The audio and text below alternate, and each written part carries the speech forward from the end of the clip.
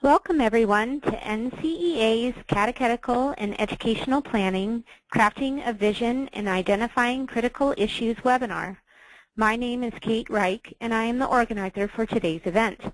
Before we begin, I do have some housekeeping matters to share with you. First, please know that all of your microphone connections with today's webinar have been muted. During the presentation, you may ask questions or provide comments for the presenters by using the chat and/or question functions located in the GoToWebinar panel on the right side of your screen. To use these functions, click on the chat or question bubble and then click into the blank box area and enter your question using your keyboard, and then click Send. Second, the webinar presentation will run for 50 minutes, leaving some time at the end for the presenters to answer any questions that you provide.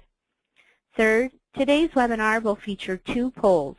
To answer the poll questions, use your mouse to make your selection, then click Submit. Fourth, you'll be asked to complete a brief evaluation about this webinar later today, and your feedback is greatly appreciated. Lastly, this webinar is being recorded, and you will all receive a copy of the final recorded presentation that we will email to you once that file is available. I am pleased to present Lori Dahlhoff and Regina Haney, Executive Directors for NCEA's Religious Education and Boards and Councils Departments. Both Lori and Regina bring extensive knowledge of catechetical planning and the parish or school board's role in it to this webinar. We are also joined today by Ann Roach from the Diocese of Lafayette in Indiana. Ann is on hand to share her experiences as both a board member and religious educator, having undergone, or rather having survived, numerous planning experiences. Please welcome Ann, Lori, and Regina. Thank you, Kate, and thank all of you for gathering with us today. We look forward to being with you and discerning how we continue to be about God's plan. Well, today we have 3 outcomes for our time together. One is to outline basic steps for identifying critical issues influencing catechetical and educational efforts. The second is to describe the importance and benefits of having a vision statement that focuses your catechetical and educational planning. And third, to help identify practical considerations for engaging in the early steps of the strategic planning process. So our hope is that by the end of this hour that you'll be able to do these 3 things. So first of all, to help us provide the best we can for you in our time, we ask you to participate in this poll to determine who is on the webinar and what is your role in catechetical planning. Are you the leader in a parish or school? You're part of an advisory group, a diocesan leader, or a member of clergy who serves in this endeavor. So if you'll enter who you are.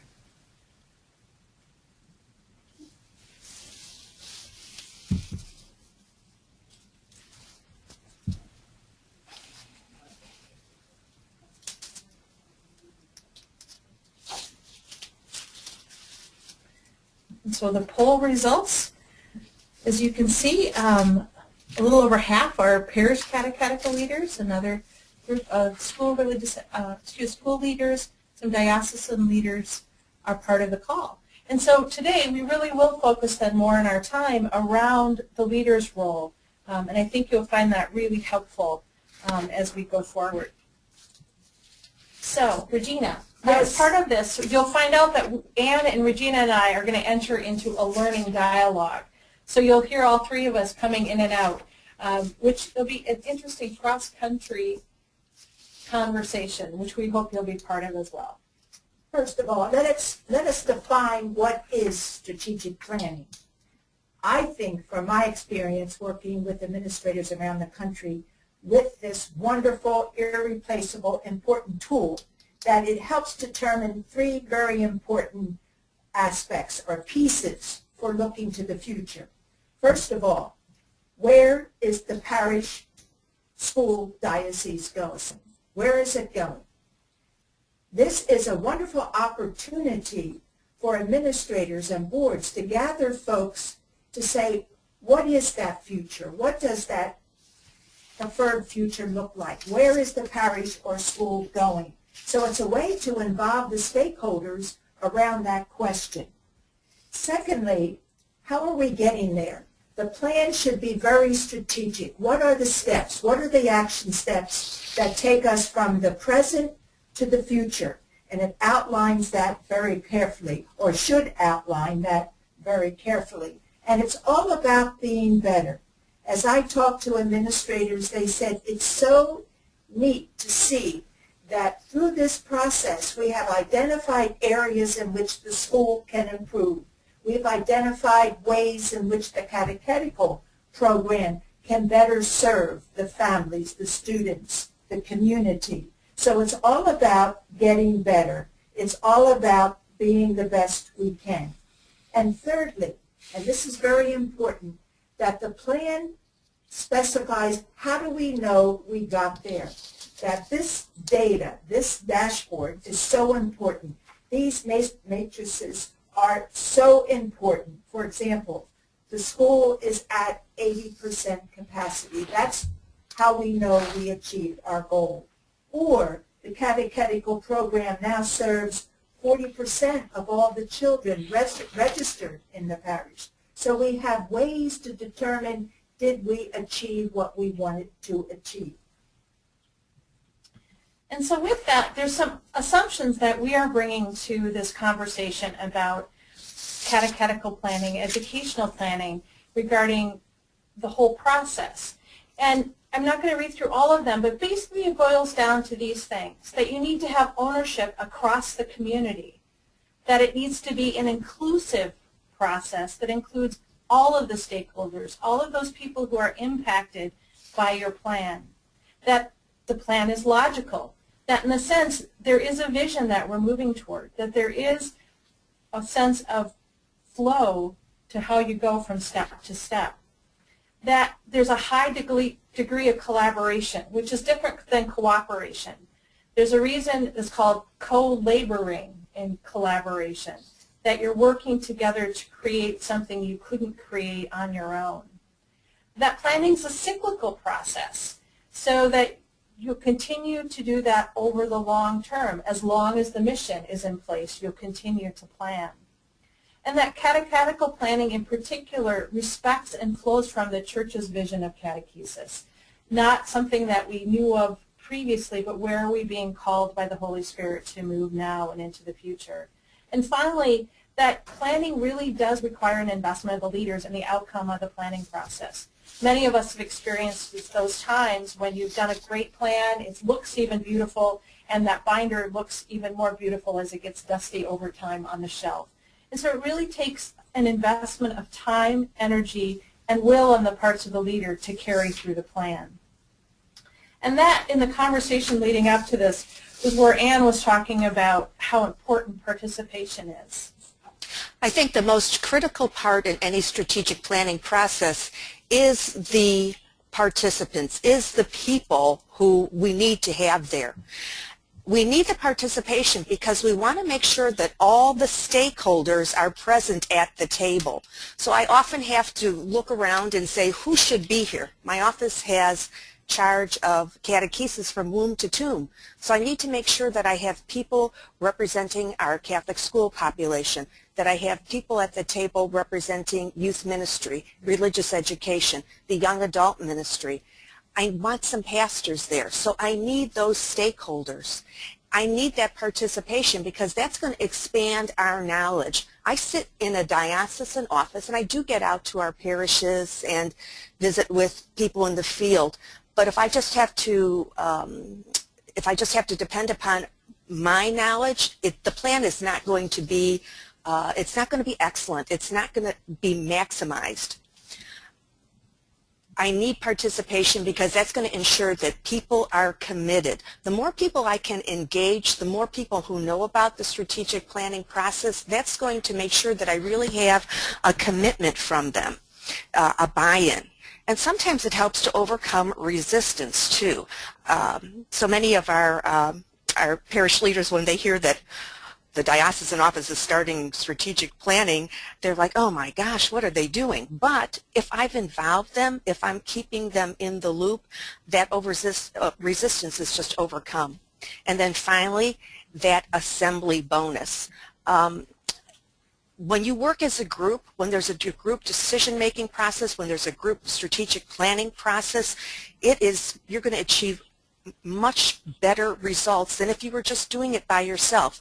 The results that a group achieves is going to be better than the best person, because that group is made up of many people with a wealth of knowledge. So people are the most critical resource. Who should participate? Well, of course, those affected by the issue. So I think I just named some of those stakeholders, but I even would go so far as to I ask my board, who's missing at the table? Who do I need to make sure is here? I also want to make sure that those who are participating, they're the ones who are going to be my supporters. So I better have some pastors there. I better have some of the really important leaders in our parishes.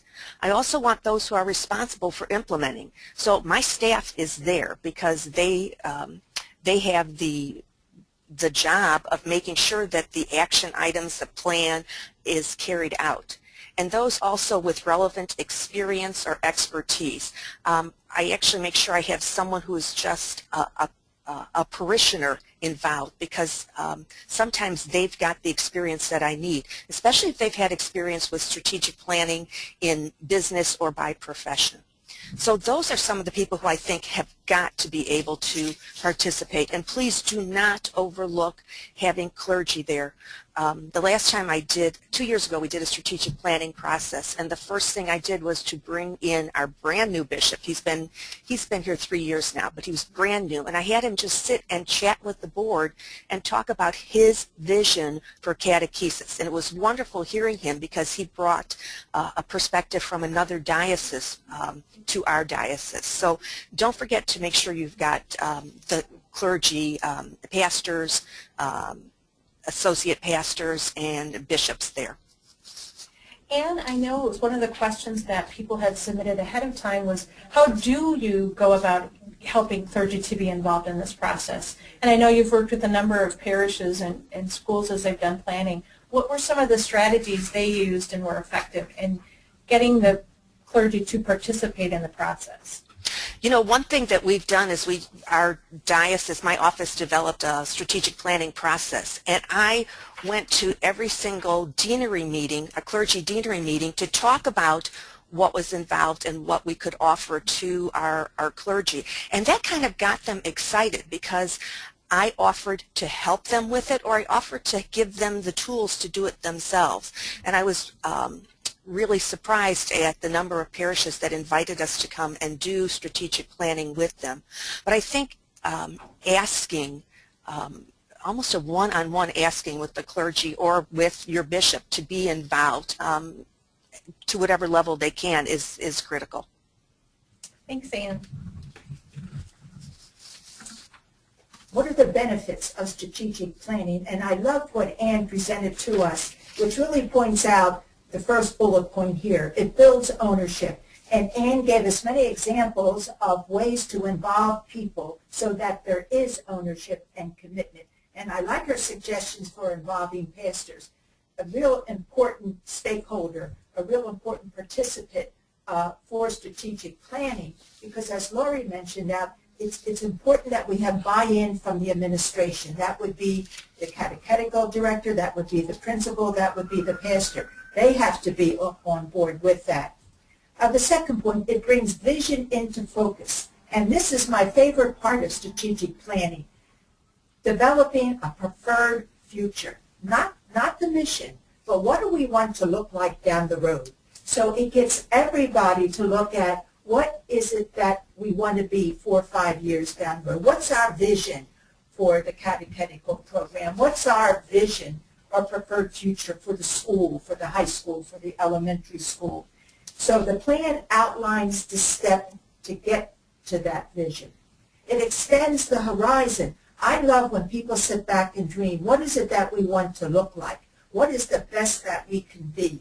Thinking out of the box, being creative. but then bringing it back to reality, making sure that it's something that we can realistically accomplish. But let's think out of the box. Let's be creative.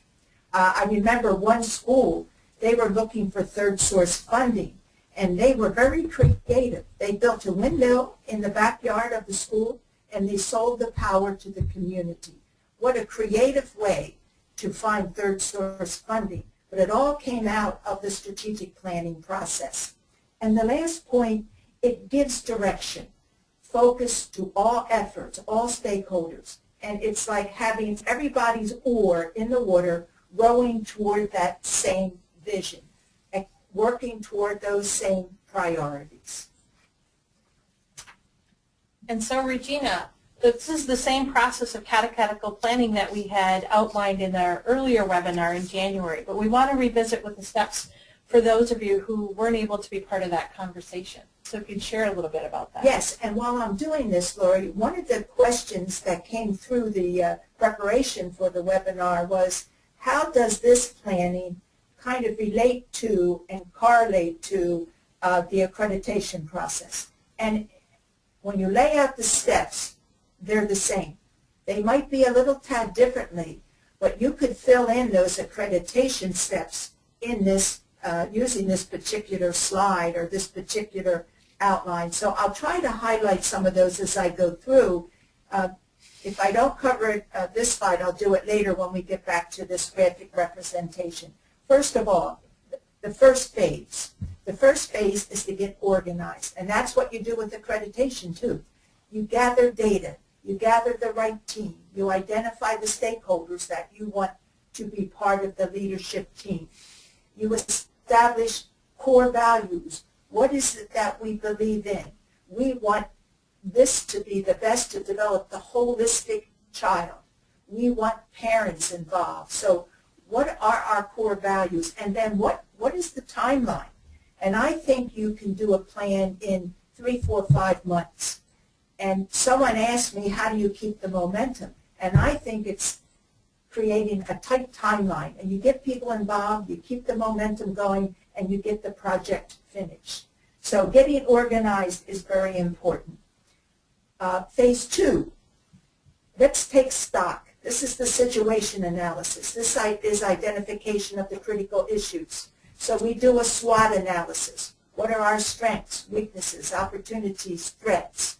And I think this is an additional step that you would interject into the accreditation process. Taking time out, broadly looking at what are we good at? What are things that we need to improve? What are opportunities? What are threats? For example, there could be a new middle school opening or a new Catholic high school opening somewhere in the geographical area. How do we position ourselves to be competitive? So taking stock, and don't rush to the solutions. Be data-driven. Okay, phase 3, and we've talked about this, how important it is to take time out to do that.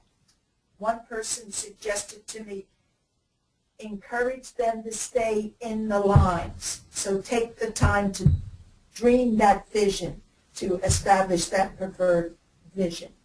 And phase 4, this is when we draft the plan, and we have sample templates for you, both in the resource that is here, Creating the Catechetical Plan by Father Dugan, and then we also have Brother Bill Campbell's book, Strategic Planning.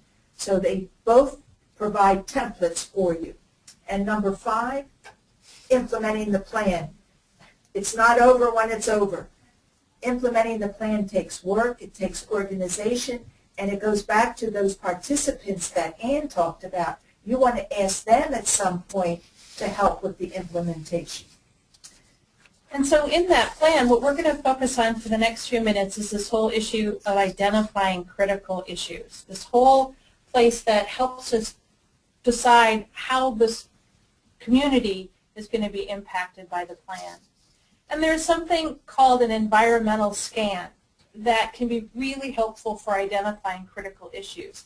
And a part of an environmental scan is really just looking around, trying to find out what are the different factors that might be impacting the people that we're serving, the kind of processes we're able to provide. Some of that can include economic trends. So is there a new business coming to town, so you have more people that are going to be moving in, or vice versa? Do you have an industry that's closing, so there's going to be different dynamics there? Demographic trends. That could be age, that could be men and women, that could be children, particularly as you see it as schools and religious education programs are planning, trying to figure out where the focus of time and energy should be. Things like social or generational trends. This could be really important if you have a community, as we're now saying, this is the year that the last of the baby boomers will turn 50. Well, there's a whole new opportunity around faith formation for those folks who are in a different part of their life. There's also those sandwich generations, and what do you do to find volunteers when you no longer have people as available during the day or right after school? That can impact how you do programming. Political trends, some of that can have to do with funding and what's available, and even what the questions are people are looking for information about. And catechetical trends, especially now as we think about the new evangelization and that terminology, how we make sure that we are building the whole of people across their life to be able to share their faith with humility, but also the time with confidence. And once you have all of that information, and as Ann and Regina talked about, having those various folks together to scan that environment, then you look at the patterns. Are there things that are emerging across the country, around the world, in your state, your region, or locally that are either increasing or decreasing that will inform, finally, the implications for their school, their parish, your diocese? Because ultimately, doing all of the scanning and identifying the issues, it really is about what meaning does that have for us as we plan. I see what Laurie presented, this environmental scan, as one way to identify the strengths, weaknesses, opportunities, threats. So I see the team, the planning team, going through and discussing that environmental scan that Laurie presented, and then coming back to this based on what we talked about. What are our strengths? What are the most significant issues that we wish to maximize? What are we good at? So we have really strong parental involvement. We have a great academic program. We're located in a prime spot, and we're safe. We offer a safe environment, a safe community. So what are we going to build on with that strength? The next point would be weaknesses. The most important that you wish to strengthen. So what are the weaknesses or the areas in which you can improve that you need to strengthen or minimize? For example, you may not be reaching the Latino community, so how can we reach out to and make the Latino population very much a part of our program? And then what about the opportunities, the best potential opportunities to explore? So this might be an area where they're building homes, people are moving in, there are young families. So these are potential users of our program, of our product. And then what are the threats? I think the threat that impacts both school and catechetical programs are parent values. What is most important to our parents today? And how do we work with that in our programs? How do we get parents involved? What about the perception of our programs? Do we need to improve that? They are threats that we need to look at. So we take these strengths, weaknesses, opportunities, and threats. We look at them and say, well, what are our critical issues that the plan needs to address? So you could do a survey. You could survey parents. You could survey other community stakeholders. Or you can have this rich discussion with your planning team. So with those, when you've identified some of the strengths, weaknesses, and opportunities and threats, out of that comes some really key questions that can help focus and identify which are the issues that you're going to spend the most time on in your planning. And so part of it, these are examples of things that might focus from your SWOT analysis. So for instance, how do we identify and address the retention issues, particularly after confirmation? So if in your environmental scan you notice that you have a lot more seniors at your baccalaureate luncheon than you have in your faith formation program for high school students, this might be a question that would help you focus on your key critical issue. Or programmatic academic question. Are the students as behind in religious education as the parishioners claim? And so if this is your question, then there's different kind of information you look for in your environment. Or how does a Catholic school keep its identity of offering a Catholic education, including strong academics for its students, so that Catholic parents desire this opportunity for their child? I see this formulation of the critical issue into a question very important, because it helps you focus what you're going to work on. If you just say programs or academic excellence, that's too broad. So the questions help you narrow it down. Well, and these are some of the critical issues that arose in a survey of the members of the National Association of Parish Catechetical Directors. So looking at directors of religious ed across the country. And Anne, I know when we were first preparing this, you had said these issues were similar to your experience as well. Exactly. I know a couple of things we're talking about right now is our youth ministry in our smaller rural parishes. There seems to be nothing going on after confirmation, and that's bothersome, and we want to figure out how to address that. Also, the accountability of our religious education guidelines and curriculum. We developed it 2 years ago. But what's going on? Is it making a difference with our students? Is it making a difference in our schools? So it's sort of an accountability question that we're looking at. Also, we have a large Latino population. I don't think we're serving them. We keep hearing that we need to be doing something extra, something in addition to what we already offer. So that's going to become a critical issue for us. And then, of course, some of the laws that have been enacted in our state of Indiana. We have vouchers now, and how do we take advantage of that? So there's a number of things that come up as we do the SWOT analysis, as we do the environmental scan, as we sit and talk with the planning team and have them talking with other people too and bringing it back to our process. And that's an important piece as you talk about people bringing things back to the process. I found in developing a sense for the critical issues is you have people coming not just with their own issues, but really being in a place of a listener. So when you have people involved in this process, they're bringing the sense of others too, not just their own sense of what's critical, but really becoming the ears for the group as well. So to be able to hear what people in the community understand and know. Lori, I actually ask people who are in the planning process to go out to their deanery or parish community and just listen and talk. I want to make sure that I have not just the people around the table, but I want to have others feel that they've got some input. Especially, we have large urban areas in our diocese, a very large urban area, but then very small rural parishes, farming parishes. So I want to make sure that all those issues come to the table. Thanks. Well, with those issues, what do you do once you have them identified? And so part of that, as we talked about, is involving the stakeholders. So this is time for our second poll.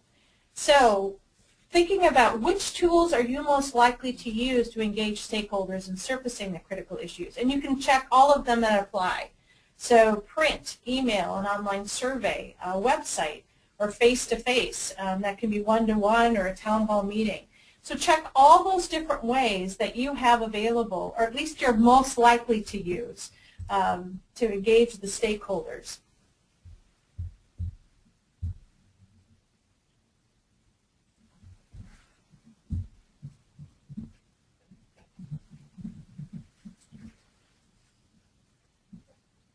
All right, so here folks are voting. When being on this webinar, you're already somebody who's using online means, and so there's lots of different tools, like the critical issues I shared with you from the National Association for Parish Catechetical Directors. That was a SurveyMonkey tool that went out, and we were able to get over 300 people to submit things from across the country. So it looks like there's a whole range of things, and from just the reporting of it, it looks like people have multiple means, with email being a really important way. And it really is what I've found in surfacing critical issues as well as communicating, that using a blended approach so that you're reaching the broadest audience. And a lot of times it's what the audience will open, not simply what you have available.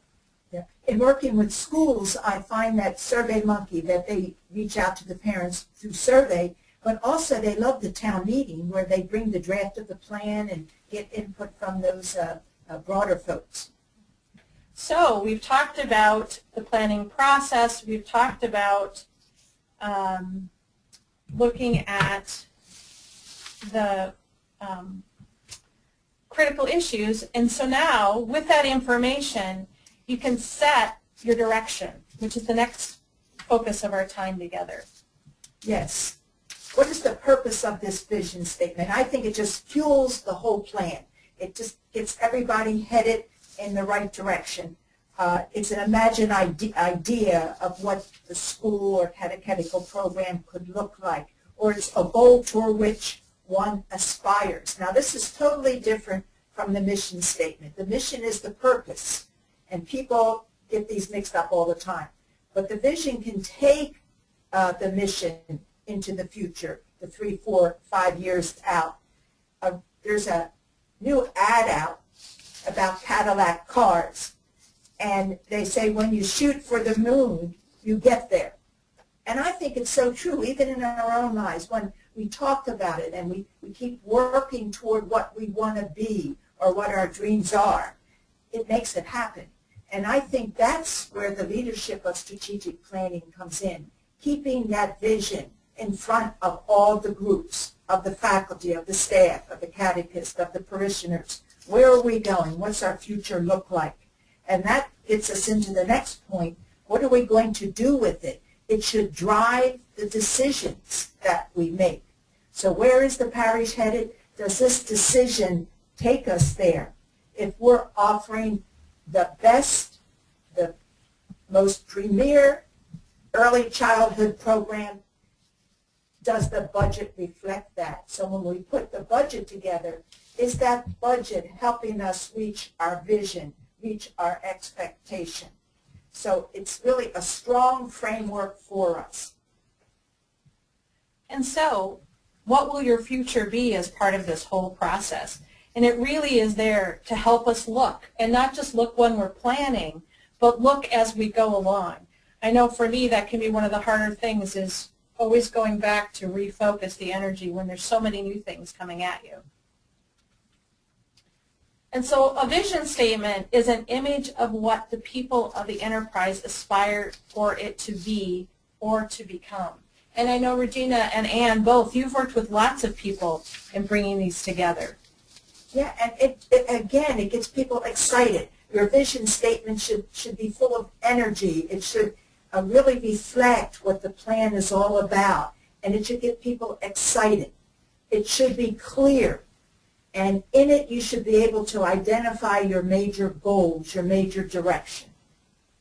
I'm always amazed when we're doing this process, people sort of are hesitant, oh, I don't want to do strategic planning because it's so boring.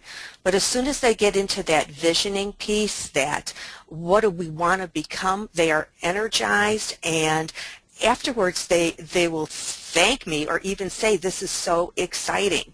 So the vision is inspiring, it's energizing. And that would be great criteria to use when you draft one. Is it energizing? Will people understand it and get excited about it? And is it clear? Just some criteria to evaluate your statement. And so what should be in the statement? So as we said, the vision is the what. It's a picture of the future that we seek to create. So if you think it's the purpose or mission is the why of the organization. So the mission is why we exist. The vision is what we hope to be about. And the core values are very important too, and that's a conversation. Lori kind of touched on those when she put out the assumptions, what you really believe in and commit to. So it's almost the same as core values, like you want to make sure you have the users of your program, that they live the Gospels, that they have a safe environment in which to learn. So what are the core values? Your assumptions would be, you could use those interchangeably.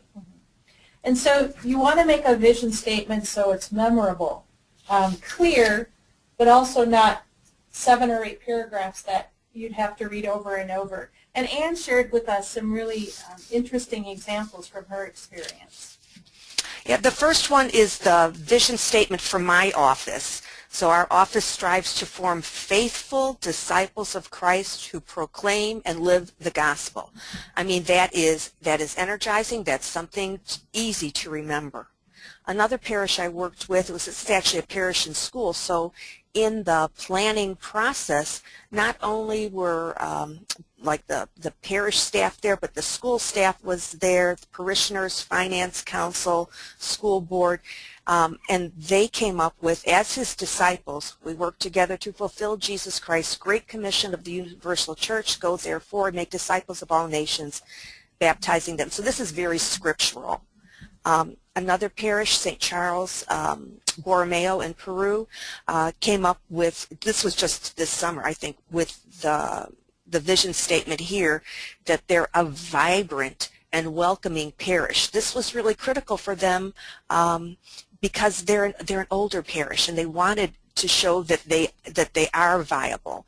So they adore Jesus. They lived the new evangelization, which was real key for them. They've been doing a lot of work on evangelization, and then proclaimed the gospel to all people. So just some examples of vision statements. So as you look at these vision statements, I want you to just pause for a moment and think about your own work, your own situation. Do you have a statement like this that helps you make decisions about taking a different direction? Or when you're facing a couple different options for something, what are you using to help discern which is the better path to take? Do you have a statement like this?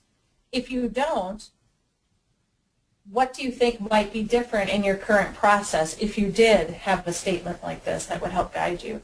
So just want to pause for a moment and have you think about, where is the place of the vision statement in your current work, and what might it be in the future?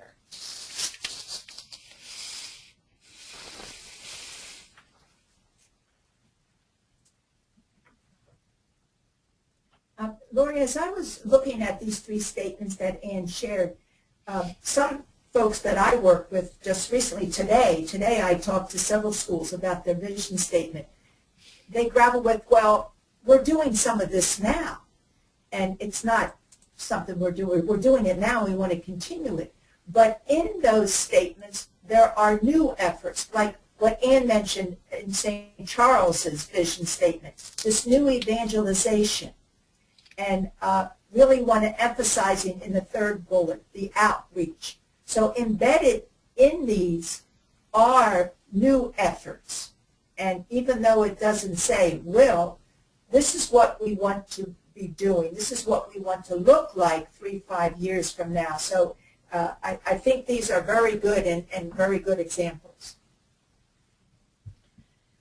And so we've presented, in a sense, the basic things of how you identify critical issues and what a vision statement that is dynamic, engaging, and allows you to focus to the future.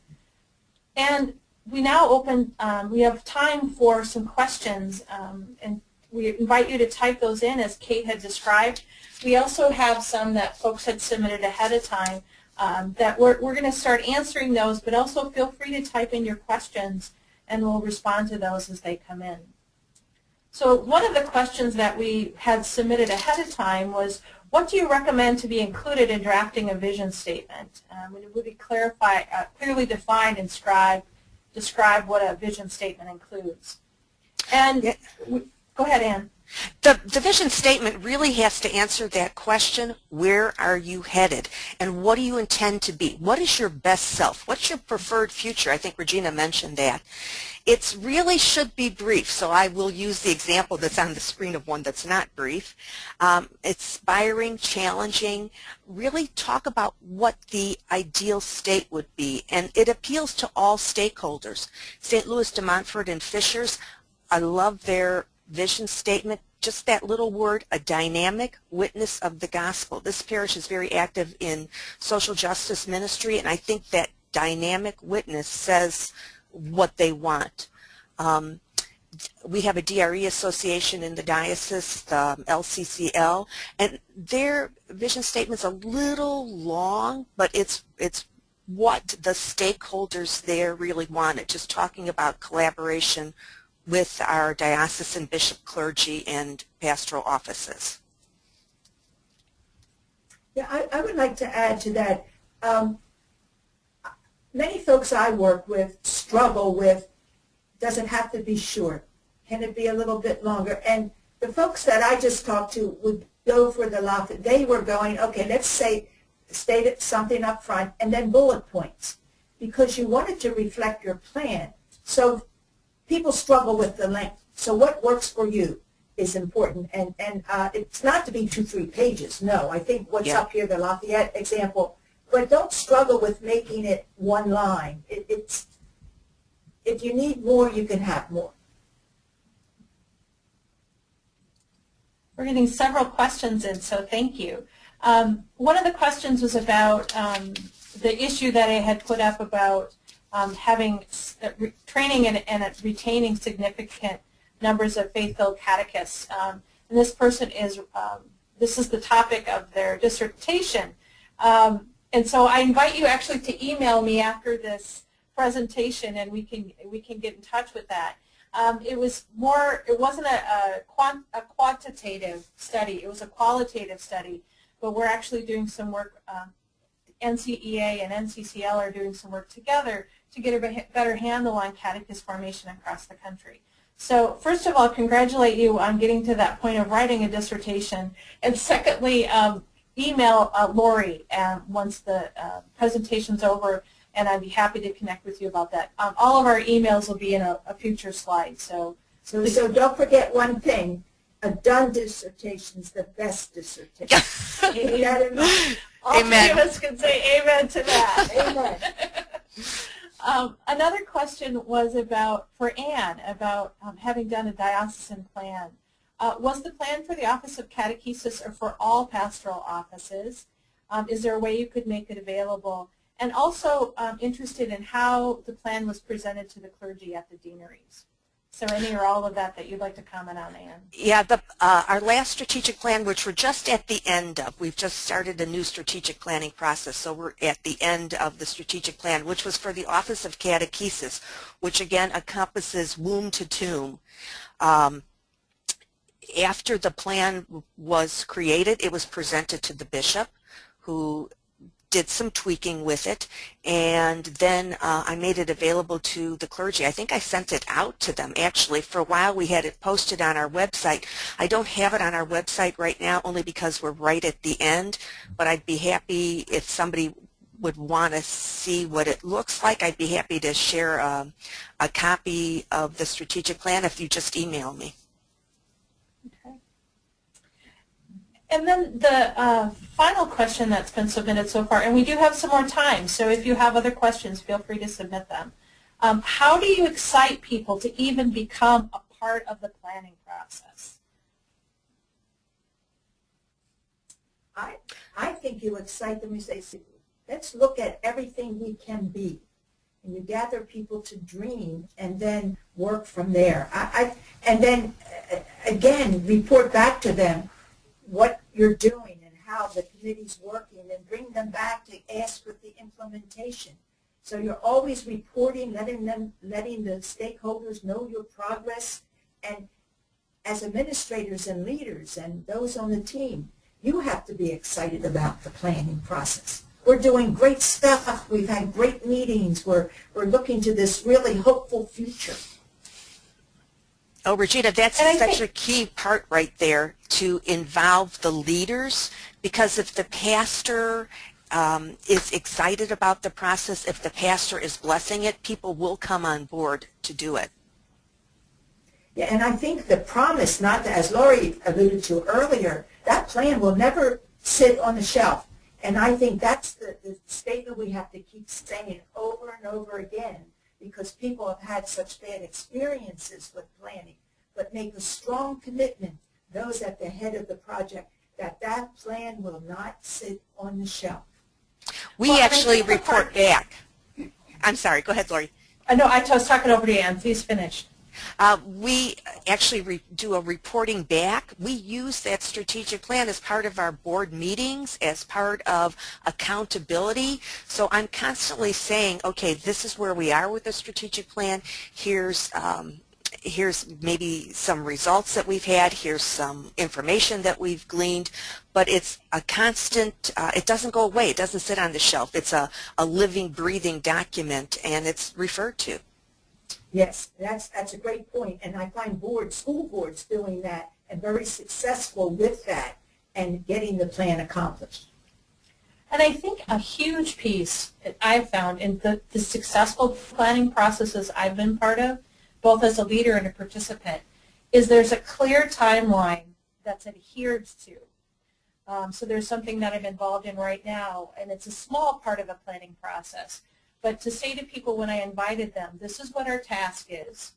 How we're going to achieve it is over the next 6 weeks, we're going to schedule a weekly meeting for 1 hour. And we'll meet as many times as needed to get to the end result.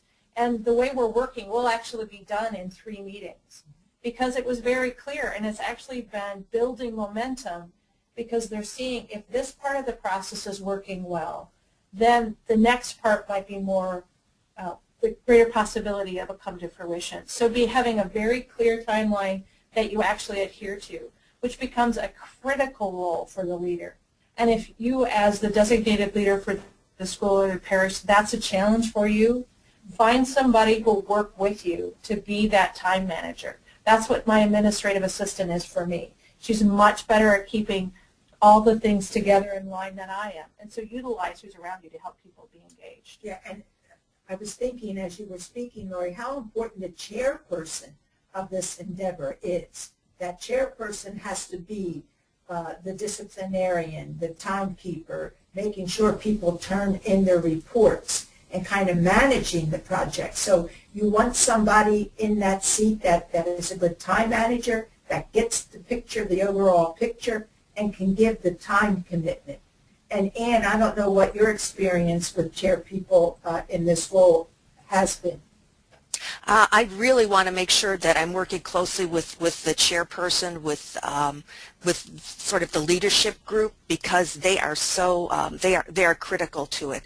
And I found that if we've taken the time, if we've done the strategic planning process right, the strategic plan for the parish will still be in place when there's a new pastor. St. Joan of Arc, that was one of the ones that I showed as an example, they had a pastor change just 1 year into their strategic plan. They're still moving forward because the plan was publicized. The plan had buy-in. There was financial support for the plan. So if the plan is done well and and people know about it and it's in front of them in everything they do, the plan's not going to go away. And you reminded me of something very important, that when you do your plan, when you do your action steps, by whom, by when, how do you know you're successful, what's it going to cost? Put a price tag on it, even if you have to kind of estimate what that price tag is, because that then is laid out and then built into your budget as you roll out the plan over the years.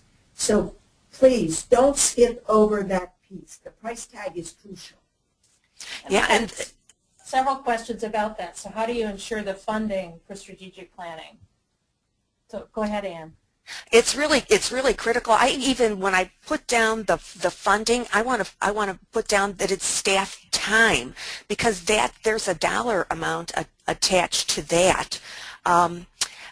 Sometimes things might be suggested. I think in one of the parishes there was something about redoing the interior of the church. Well, Father had to say, you know what, there's not money for that. So that is not going to be part of the strategic plan. We know that we want to get there, but it can't happen right now. So it's always being very judicious and being very upfront in what is your budget.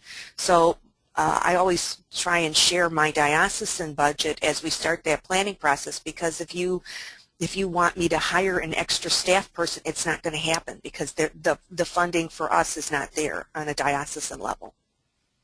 But you could also use the plan, okay, this is how much I need to hire a full-time development director, and you could use it to go to potential donors. So this plan could be a great way to get third source funding to implement your plan. Oh, absolutely. They love it when they can see it in writing and see how it fits in the big picture. So that's a critical point to remember. And that's also where taking that time to identify your critical issues, which I've been a part of planning processes that have had the vision statement, and then from there identify critical issues that flow out of that, or as we've described here, where you identify critical issues and then create a vision statement. So depending on who you're following for a process, it works either way. But taking the time to clarify what your critical issues are can help you make the case to someone else about why this is the course of action you're taking and how their funding can help you move forward. And places that have done planning, you actually, when you implement it, and that's another one of the questions, what do you do to make sure that the plan is continued, even when you have a change in leadership, when you have third source funding, like a grant that you're responsible for, that can be one way that helps with that. That's not always the case, but that has been helpful in my experience. Yeah, and I was thinking that there ought to be a group responsible. So you have an advisory board or council for your religious ed program. You have a board for your school. It should be those leadership groups, those governance groups, so to speak, that ensure that plan keeps moving, that ensures that the school or catechetical program is involved in strategic planning. That's the major role of a board. So somebody has to be responsible. If not, nobody is. So it's that particular group that has the responsibility for setting the direction through strategic planning. Yes, I've gone into, parishes have invited me in to do strategic planning with them, so I'm the outsider, and I love the process. I love working with our parishes, with the staff, with the pastors, but I'm the one who leaves and goes home to a different parish or goes home to my diocesan office. So in some ways, I'm energized. I love doing it, but it's the people who are still there, those leaders, who are going to be responsible when I leave, and making sure that the plan continues. Well, and Anne, you've actually touched on one of the questions that was submitted. This person is an intern with an elementary school principal, and the principal asked him or her to take the lead with the strategic planning for the school because the person is outside. What recommendations do you have for this person? You know, as I said, it's an energizing process for me. If the individual will email me, I'll just send them a copy of the process that we use, because I actually meet with the parish and we develop, if they don't have a mission statement, we'll develop a mission statement, the vision statement, and just sort of walk through the process. But I think an outsider can as a resource, can really do well. If you love strategic planning, if you know the process, you'll be fine.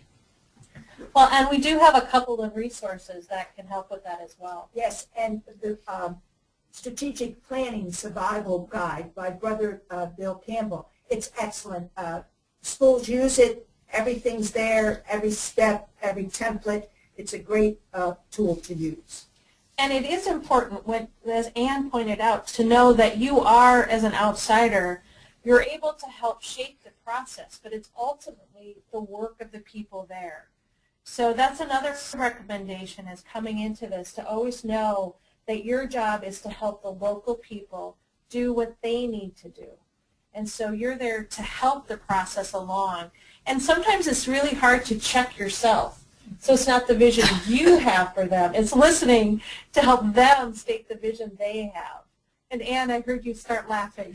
Because I always want to jump in and say, this is what I think you should be doing. But that's not my role when you're the strictly the facilitator. It's just to help them be the best that they can be.